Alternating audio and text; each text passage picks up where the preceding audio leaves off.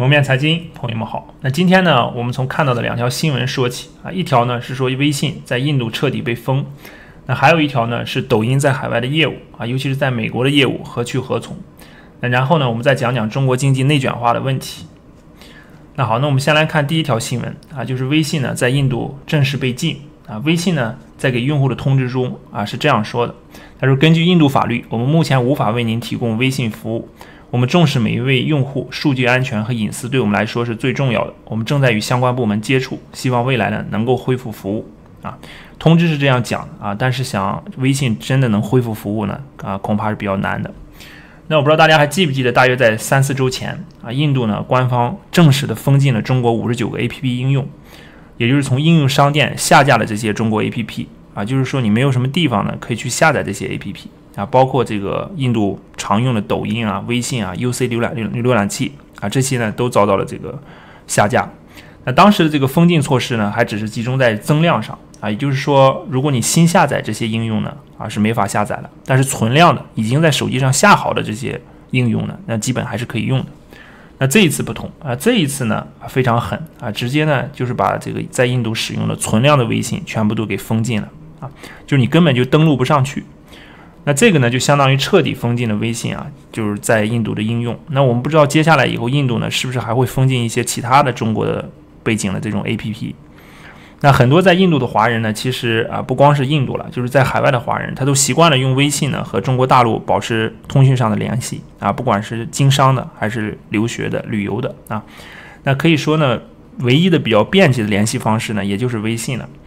那一旦被封了以后呢，很多人呢恐怕就没办法，只能退回到打电话和发邮件这种比较落后的方式上，可以说非常不方便。在大陆呢，因为人们没法使用这个 Facebook、WhatsApp、Telegram 这些软件啊，因为这个墙的原因，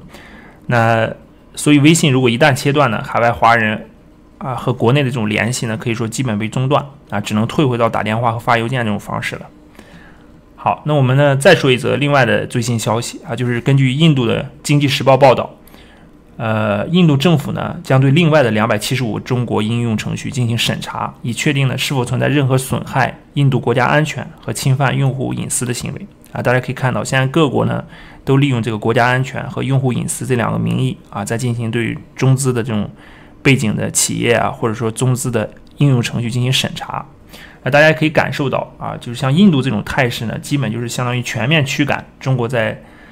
印度的这种投资的手机应用程序啊。未来呢，也有可能它扩展到对中资在印度的一切投资和商业活动。尤其呢，随着两国在边境的这个上面争议越来越大啊，甚至有爆发这个军事冲突的可能。那其实说到中资呢，在印度的投资啊，我们其实可以看一看中资这些年在印度的这个投资和商业的这个发展情况。那其实这些年呢，中资啊，中国很多的公司呢，在印度有很广泛的布局和很大的投资啊。我们先来看一下这个几个市场。第一个，我们看一下印度的智能手机出货的市场份额。从这个市场份额，大家可以看到啊，这个小米、vivo 啊、realme 和 OPPO 啊，它这4家就占到了印度智能手机市场的大概70%-80%的市场份额。而且呢，2020年的一季度呢，相比2019年同期呢，还有所增长。那整个印度智能手机市场可以说除了三星以外，基本就是中资的这些手机品牌。那我们再看第二个数据啊，就是这个印度功能机这个市场出货份额啊。大家知道印度的发展非常不均衡啊，还有很多人非常穷啊，他就只用这个功能机。那第一名，你看这个传音啊，传音控股，它其实在中国呢也是一家上市公司啊，它主营这个功能机啊，非常低成本的这种功能机。那它其实在非洲呢也是第一大玩家啊，非洲市场也有很多的功能机嘛，大家可以到2020年的第一季度呢，它占到了22%的市场份额啊，应该还会再扩大。那第三个呢，我们就来看看这个电视这块的这个市场份额。那电视的市场份额呢，可以看到小米是排第一的啊，占到27%啊。这个小米的电视呢，不光是在印度啊，在国内其实也很受欢迎，性价比非常高啊，一个65寸还是70寸的电视也就2-3千块钱啊，非常便宜。然后第二名你看是 LG， 第三名是三星、索尼，第四名是 TCL 啊，就是这个中资公司呢，在印度的智能电视市场上呢，也是名列前茅。接着我们再看一下这个关于手机的应用程序啊，2019年印度智能手机 APP 下载排行榜，大家看一下。那标成橘黄色的呢，基本都是中资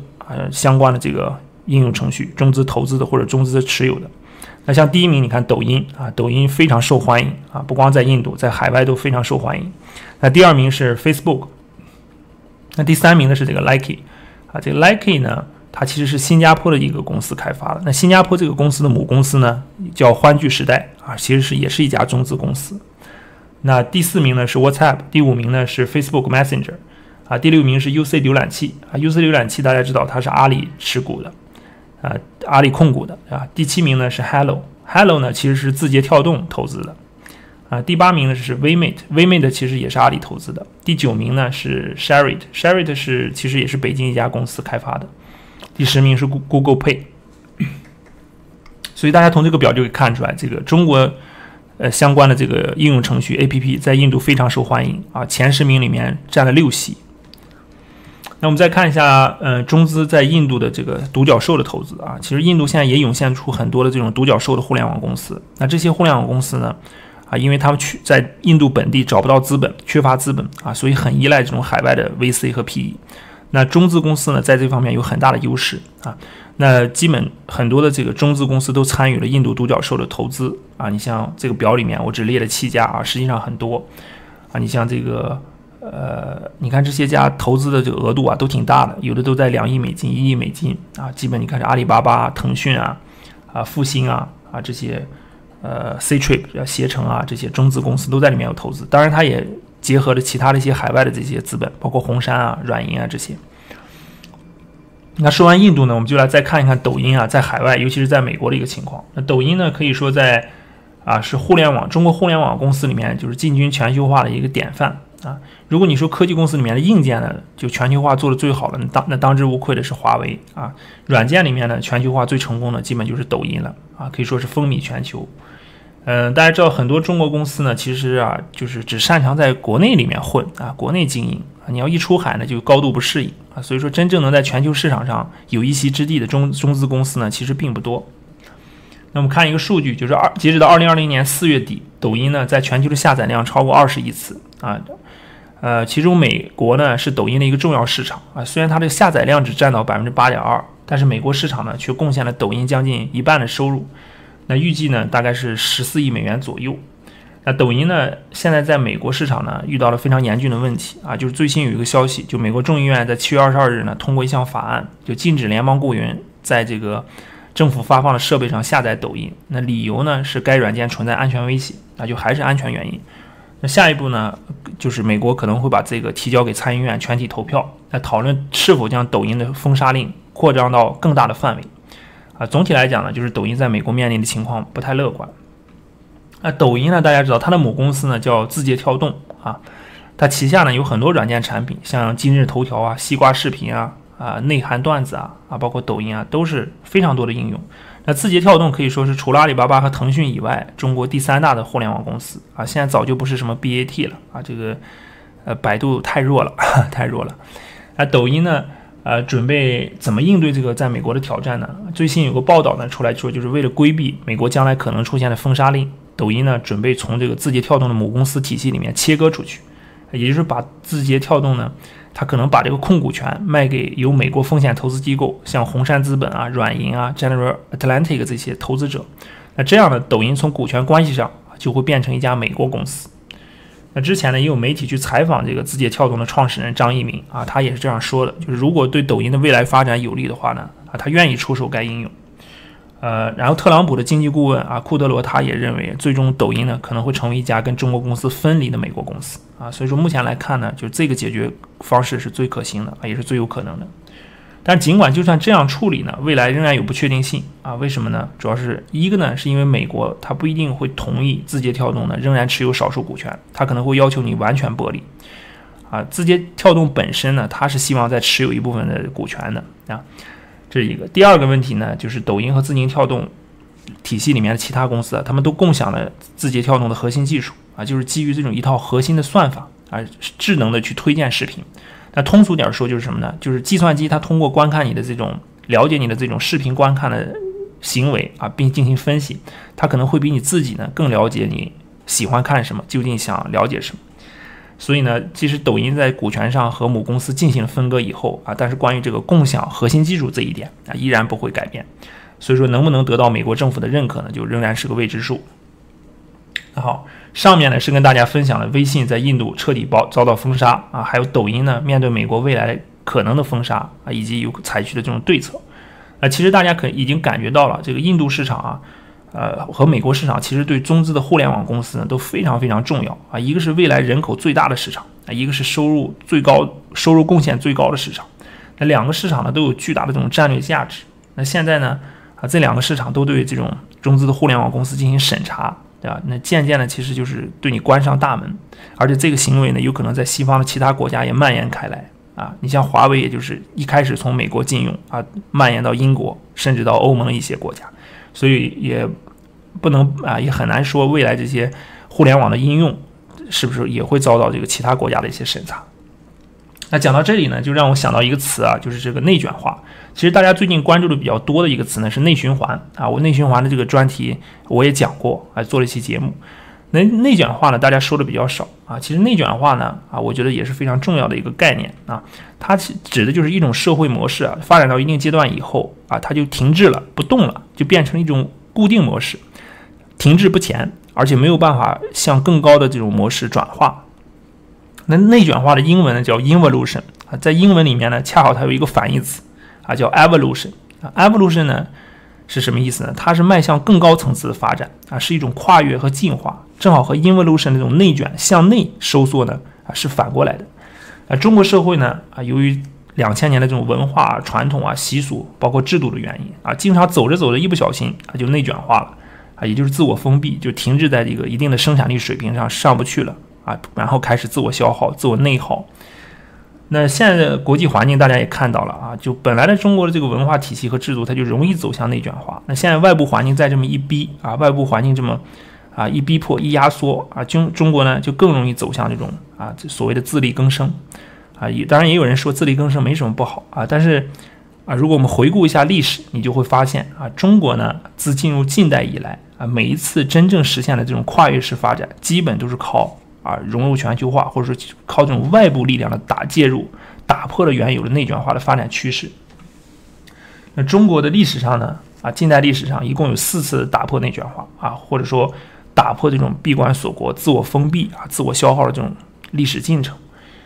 那哪4次呢？啊，第一次呢就是这个晚清的洋务运动啊，大家知道这个太平天国是非常血腥和残酷的，在这个持续了10几年的时间，死了好多的人。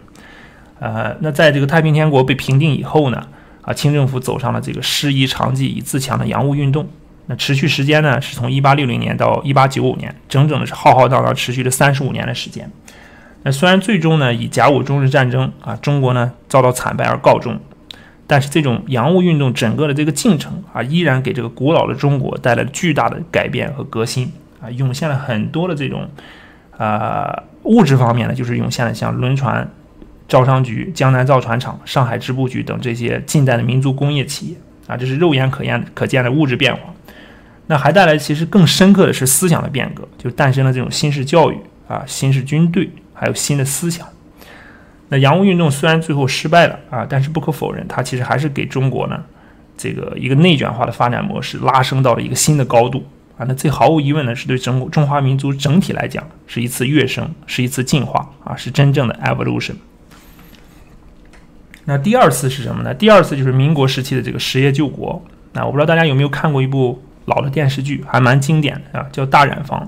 那主人公呢是身怀实业救国的这种梦想啊，